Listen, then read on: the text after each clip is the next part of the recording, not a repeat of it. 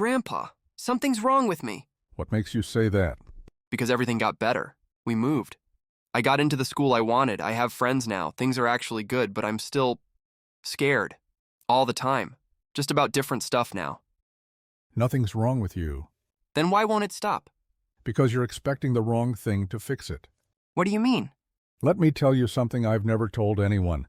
When I was 22, I was so poor, I would walk past bakeries and count how many days until I could afford a loaf of bread.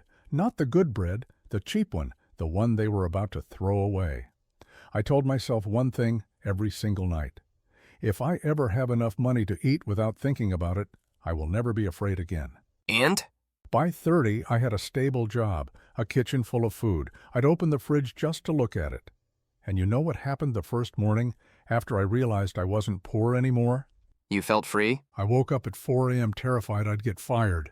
No. Full fridge, new fear. Same body, same chest tightening at 4 a.m., same voice saying, "This can't last."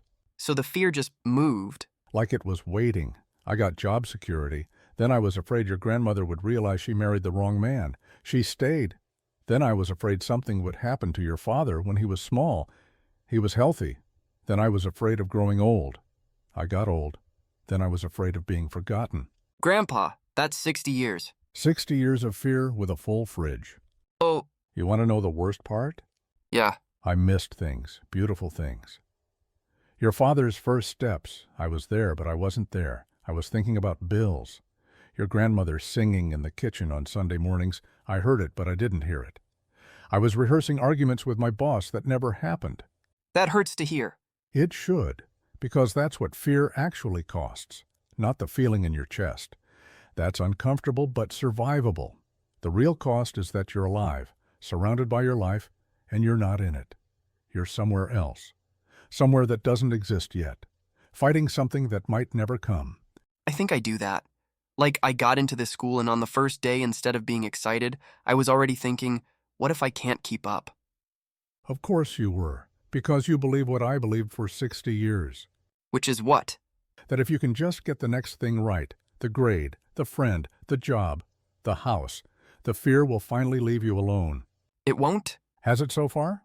No. And it won't. Because fear is not about what's happening to you. Fear is a voice inside you that whispers one thing on repeat. What does it whisper? You're not enough for this. Yeah. New school. You're not smart enough. New friends.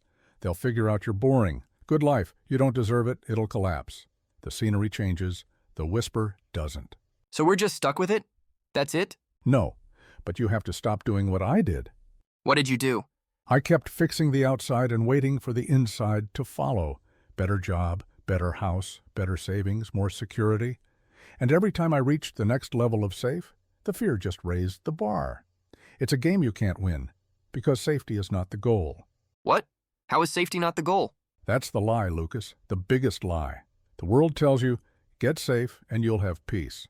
But the safest I ever was on paper, house paid off, money saved, family healthy, I was having panic attacks in the bathroom at 3 a.m.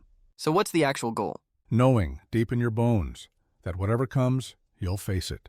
That's it? That's everything. Not that you'll win, not that it'll be painless, just that you won't run, that the voice can whisper all at once and you'll say, I hear you. But you don't drive anymore. You make it sound like fear is a person. It is.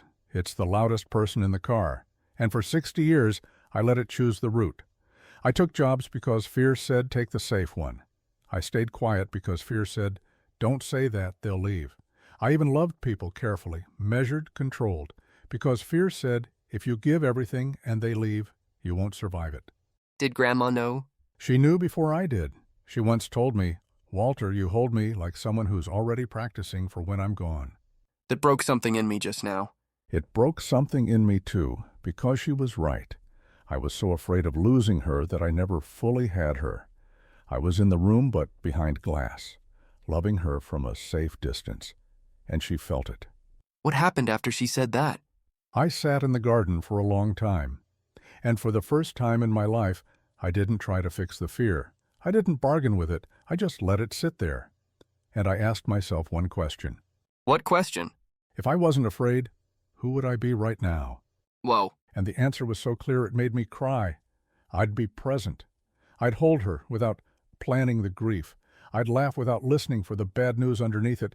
I'd walk into a room and actually arrive instead of scanning for danger. Did things change after that? Not the fear, the obedience. The fear still came every morning. But I stopped rearranging my entire life to keep it quiet. And something happened that I didn't expect. What? When I stopped running from it, it got quieter on its own. Not because the world got safer, because I stopped pretending safe was the destination. So you built inner safety. One decision at a time. Every time fear said, don't say it, I said it. Every time it said, don't try, you'll fail, I tried. Every time it said, pull back before they hurt you, I stayed. And none of those moments were big. They were tiny. But each one taught me something fear never wanted me to learn. What? That I could survive the thing I was afraid of. That the worst-case scenario in my head was almost never the reality, and that the life on the other side of fear, the one where you're actually in the room, actually in your body, actually tasting your food and hearing the people you love, that life is so much bigger than the safe one. I want that life. Then stop fixing the outside and hoping the inside follows. Start with the inside. Start with that voice. Next time it whispers, you're not enough for this, don't argue with it. Don't try to prove it wrong. Just say, maybe, but I'm staying anyway. Maybe, but I'm staying anyway. That's it. That's the whole thing. Grandpa, I don't want to spend 60 years scared. You won't, because it took me 60 years to see what you're seeing right now. You have a head start, kid. Use it. Thank you. Always, Lucas.